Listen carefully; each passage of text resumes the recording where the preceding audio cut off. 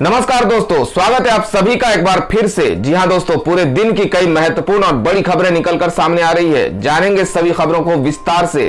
तो दोस्तों, खबरों में आगे बढ़ने से पहले वीडियो को एक प्यार भरा लाइक जरूर कर दें और ताजा खबरों को जानने के लिए चैनल को सब्सक्राइब भी जरूर कर लें। तो देखते हैं पहली बड़ी खबर क्या निकल कर आ रही है। दोस्तों, आज की पहली बड़ी खबर महाराष्ट्र के मुंबई से आ रही है। बता दें कि फिर से लॉकडाउन की आशंका देख अपने अपने गांव वापस लौटने लगे प्रवासी मजदूर। मुंबई के स्टेशनों पर प्रवासी मजदूरों की भारी भीड़। बता दें कि पूरा देश कोरोना महामारी की दूसरी लहर की चपेट में है। इस बार भी महाराष्ट्र सबसे ज्यादा प्रभावित राज्य है, जहां पर तेजी से संक्रमण फैल रहा है। हालांकि इस बार सरकार ने लॉकडाउन नहीं लगाया, लेकिन बुधवार रात से सख्त पाबंदियां लागू की गई हैं, जिसका प्रवासी मजदूरों पर बुरा असर पड़ रहा है और वो जल्द से जल्द घर लौटने की फिराक में है। इसके चलते मुंबई के सभी रेलवे स्टेशनों पर भारी भीड़ देखने को मिल रही है। इस तरह का नजारा पिछले साल लॉकडाउन में दिखा था। मुंबई के लोकमान्य तिलक टर्मिनस पर बुधवार को हजारों लोग इकट्ठा हुए, जिससे कोरोना प्रोटोकॉल की जमकर धज्जियां उड़ी।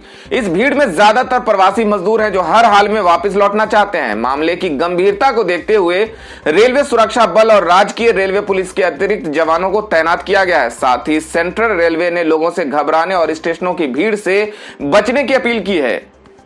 सेंट्रल रेलवे के मुख्य जनसंपर्क अधिकारी शिवाजी सुतार के मुताबिक केवल कंफर्म टिकट वाले यात्रियों को ही ट्रेनों में सवार होने की इजाजत दी गई है। ऐसे में जिनके पास टिकट है वो कम से कम 2 घंटे पहले स्टेशन पहुंच जाए। मध्य रेलवे भी लगातार ट्रेनों की वेटिंग लिस्ट की निगरानी कर रहा है। इस बात पर पूरा ध्यान दिया जा रहा है कि कहां और किन ट्रेनों में टिकटों की मांग ज्यादा है, ताकि उसी हिसाब से व्यवस्था की जा सके। दोस्तों, लॉकडाउन की वजह से आम लोग और मजदूर ही ज्यादा प्रभावित होते हैं। आप क्या सोचते हैं इस बारे में, हमें कमेंट करके जरूर बताइएगा। तो बढ़ते हैं अगली बड़ी खबर की ओर। तो अगली बड़ी खबर दिल्ली से आ रही है। बता दें कि दिल्ली में 24 घंटे में 17,282 नए मामले। अस्पतालों के साथ अटैच किए गए होटल और बैंक्वेट हॉल। बता दें कि राजधानी दिल्ली में भी कोरोना बेकाबू होता जा रहा है। अस्पतालों में बेड की कमी न हो, इसके लिए दिल्ली सरकार युद्ध स्तर पर जुटी हुई है। अब दिल्ली सरकार ने फैसला किया है कि 23 होटलों को कोरोना हॉस्पिटल से जोड़ा जाएगा। दिल्ली के मुख्यमंत्री अरविंद केजरीवाल ने मंगलवार को इस संबंध में बैठक की थी और आज यानी गुरुवार को उन होटलों की लिस्ट जारी कर दी गई है। केजरीवाल ने कहा कि इस कदम से 23 प्राइवेट अस्पतालों में कुल 2,394 बेड्स बढ़ जाएंगे। आदेश के मुताबिक अस्पताल उन होटलों और बैंक्वेट हॉल में मरीजों को उनकी कंडीशन के आधार पर एडमिट करेंगे, लेकिन अगर तबीयत खराब होती है तो उनको तुरंत मेन हॉस्पिटल में शिफ्ट करना होगा। बता दें कि कोरोना दिल्ली में विकराल रूप लेता जा रहा है। बुधवार को पहली बार सभी रिकॉर्ड तोड़ते हुए कोरोना के 17,000 से अधिक नए पॉजिटिव केस सामने आए। इससे सरकार की मुश्किल बढ़ा दी है। दिल्ली में अब संक्रमित मरीजों का कुल आंकड़ा बढ़कर 7.67 लाख पहुंच गया है। इसके साथ ही अब पॉजिटिविटी रेट भी 15.92% पर आ गया है। स्वास्थ्य विभाग के मुताबिक 24 घंटे में 104 मरीजों की मौत हुई है। इसी के साथ ही मृतकों की कुल संख्या 11,540 हो गई है। तो दोस्तों, दिल्ली सरकार का यह कदम, जिसमें होटलों को कोविड हॉस्पिटल में तब्दील कर दिया जाएगा, क्या इससे कुछ फर्क पड़ेगा? आप क्या सोचते हैं इस बारे में, हमें कमेंट करके जरूर बताएं। तो बढ़ते हैं अगली बड़ी खबर की ओर। तो अगली बड़ी खबर महाराष्ट्र से आ रही है, जहां विशेषज्ञों की राय महाराष्ट्र को 15 दिनों के लॉकडाउन की नहीं बल्कि 200 दिनों के वैक्सीनेशन की है जरूरत। बता दें कि महाराष्ट्र पूरे देश भर में कोरोना संक्रमित राज्यों में नंबर 1 पर है। यहां रोज संक्रमित मामलों में बढ़ोतरी हो रही है। बुधवार को पिछले 24 घंटे में महाराष्ट्र में 98,952 ताजा मामले दर्ज हुए और कुल 278 लोगों की मौत हो गई। भारत के रोज सामने आ रहे नए मामलों में से 1/3 और कुल नई मौतों का 1/4 महाराष्ट्र से। वहीं महाराष्ट्र आंशिक लॉकडाउन से गुजर रहा है। महाराष्ट्र में कोरोना टीकाकरण ड्राइव से संबंधित संख्याएं बताती है कि राज्य वास्तव में इस नवीनतम स्वास्थ्य संकट का सामना कर रहा है। राज्य में अब तक सबसे अधिक टीकाकरण खुराक 1.1 करोड़ का प्रबंध किया गया है, लेकिन स्थिति फिर भी बहुत खराब है और वैक्सीन की मांग भी अधिक है। महाराष्ट्र में कोरोना टास्क फोर्स के तकनीकी सलाहकार डॉक्टर सुभाष सालुंके ने कहा कि अगर हम अगले 2 महीनों में कम से कम 2 करोड़ लोगों का टीकाकरण करते हैं तो ये निश्चित रूप से महाराष्ट्र की मदद करेगा, जबकि अगर हम टीकाकरण में देरी करते हैं तो ये बहुत मदद नहीं करेगा।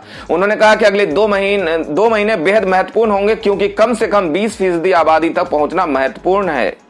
बता दें कि जहां राज्य संक्रमण में भारी वृद्धि से जूझ रहा है, वहीं टीकों में बड़े पैमाने पर कमी देखी जा रही है। महाराष्ट्र के स्वास्थ्य मंत्री राजेश टोपे ने रविवार को आज तक को दिए एक साक्षात्कार में कहा कि टीकाकरण की अनुपलब्धता के कारण 120 टीकाकरण केंद्रों में 70 बंद है। उन्होंने कहा कि राज्य के पास बुनियादी ढांचा है लेकिन टीके नहीं दे सकते हैं और ये बहुत शर्मनाक है। टोपे ने केंद्र से टीकाकरण साप्ताहिक की 40 लाख और मासिक 1.6 करोड़ खुराक देने का आग्रह किया है। अगली बड़ी खबर निकल के आ रही कि इन 2 सरकारी बैंकों का हो सकता है निजीकरण, जानिए क्या है प्लान। बता दें कि मोदी सरकार ने बजट घोषणा के दौरान सरकारी बैंकों के निजीकरण का ऐलान किया था। वित्त मंत्री निर्मला सीतारमण ने बजट के दौरान 2 और सरकारी बैंकों के निजीकरण की घोषणा की, जिसे लेकर काफी विरोध हो रहा है। सरकार विरोध के बावजूद इन बैंकों के निजीकरण की तैयारी में जुट गई है। उच्च अधिकारी बैंकों के निजीकरण का रोड मैप तैयार कर रहे हैं। बैंक प्राइवेटाइजेशन के लिए बैठकों का दौर जारी है। आपको बता दें कि सरकार ने 2 सरकारी बैंकों के निजीकरण की घोषणा बजट के दौरान की थी। वहीं बिजनेस स्टैंडर्ड की रिपोर्ट के मुताबिक नीति आयोग की ओर से 4 बैंकों के नाम का सुझाव दिया गया है। इन 4 नामों में से 2 को शॉर्टलिस्ट किया जाना है, जिन्हें सरकार निजी हाथों में सौंप सकती है। नीति आयोग की ओर से bank of Maharashtra, Indian overseas bank, bank of India, central bank के नाम दिए गए हैं, जिनमें से 2 नामों को चिन्हित किया जाना है। माना जा रहा है कि बैंकों के निजीकरण के पहले चरण में सरकार बैंक ऑफ महाराष्ट्र और इंडियन ओवरसीज बैंक का प्राइवेटाइजेशन कर सकती है। आपको बता दें कि वर्तमान में देश में 12 सरकारी बैंक है।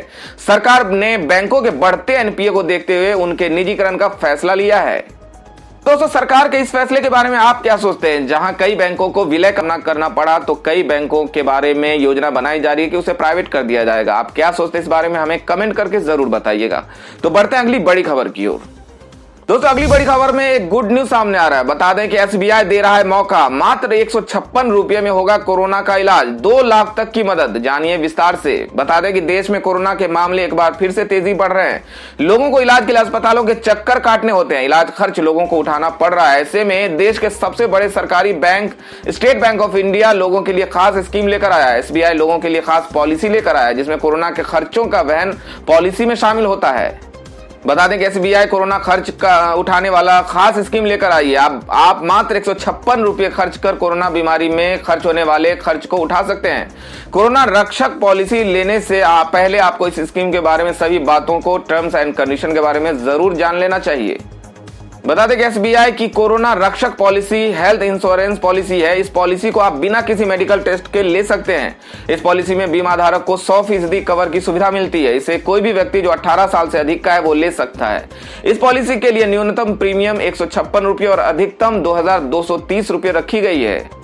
दोस्तों, अगली बड़ी खबर बिहार से आ रही है। बता दें कि भगवान की शरण में लालू प्रसाद यादव का परिवार, बेटों ने की पूजा तो बेटी ने रखा रोजा।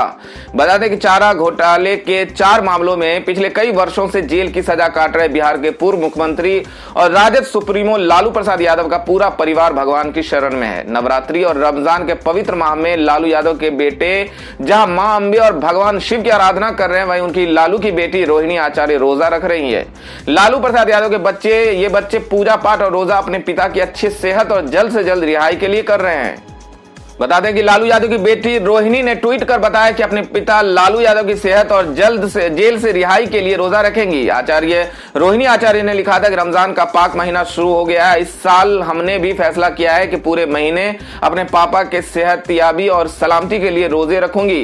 पापा की हालत में सुधार हो और जल्दी से उन्हें न्याय मिले, इसकी भी दुआ करूंगी। साथ ही मुल्क में अमन चैन हो, इसलिए ईश्वर अल्लाह से इसकी कामना करूंगी। दूसरे ट्वीट में रोहिणी ने लिखा, चैती नवरात्र भी है, मेरे अंदर इतनी हिम्मत है कि मैं दोनों पावन पर पूरी निष्ठा के साथ पूरा कर सकती हूं। मुझे किसी जहरीले परवरिश की नफरती सोच से कोई फर्क नहीं पड़ता। आप सभी को चैती नवरात्र की भी हार्दिक शुभकामनाएं।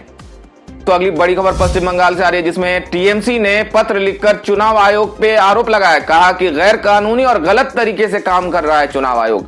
बता दें कि तृणमूल कांग्रेस ने बुधवार को चुनाव आयोग को पत्र लिखा है। टीएमसी ने आयोग पर चुनाव के दौरान सही ढंग से काम न करने का आरोप लगाते हुए इसे खेदजनक बताया है। 2 पेज के पत्र में टीएमसी ने चुनाव आयोग पर बीजेपी की शिकायतों पर कार्रवाई के दौरान पक्षपातपूर्ण दृष्टिकोण रखने का आरोप लगाया। पत्र में लिखा गया कि संविधान में निर्वाचन आयोग को एक स्वतंत्र और तटस्थ निकाय के रूप में परिकल्पना की गई है। इसमें आरोप लगाया गया है कि इस विधानसभा चुनाव के दौरान स्पष्ट है कि चुनाव आयोग पक्षपातपूर्ण तरीके से पूरी तरह भाजपा के पक्ष में काम कर रहा है। इसमें कहा गया कि टीएमसी को विश्वास है कि पश्चिम बंगाल के लोग टीएमसी के पक्ष में वोट देकर निर्वाचन आयोग के इस गैर कानूनी कृत्य का उचित जवाब देंगे।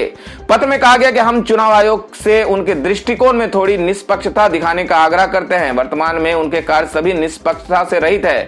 हम चुनाव आयोग से पश्चिम बंगाल में चल रहे चुनाव के अंतिम 4 चरणों में एक समान स्तरीय मैदान सुनिश्चित करने का आग्रह करते हैं।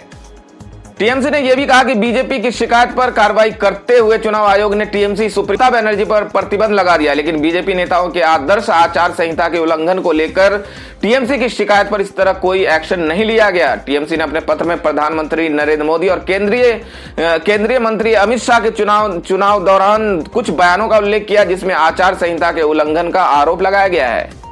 दोस्तों, टीएमसी द्वारा चुनाव आयोग पे लगाए जा रहे ये आरोप कितना सही लग रहा है, आप क्या सोचते हैं इस बारे में हमें कमेंट करके जरूर बताएं। तो बढ़ते हैं अगली बड़ी खबर की ओर। तो अगली बड़ी खबर महाराष्ट्र से आ रही है। बता दें कि महाराष्ट्र में ऑटो चालकों फेरी वालों को सरकार की ओर से मिलेगा 1500 रुपये। बता दें कि कोविड लॉकडाउन की वजह से लोगों की आय का स्रोत बंद हो चुका है। ऐसे में हाल ही में महाराष्ट्र के मुख्यमंत्री उद्धव ठाकरे ने 5476 करोड़ रुपए के आर्थिक पैकेज की घोषणा की है। इसके तहत 12 लाख रिक्शा चालकों, 5 लाख फेरी व रिक्शा वालों को 1500 रुपए की आर्थिक सहायता दी जाएगी।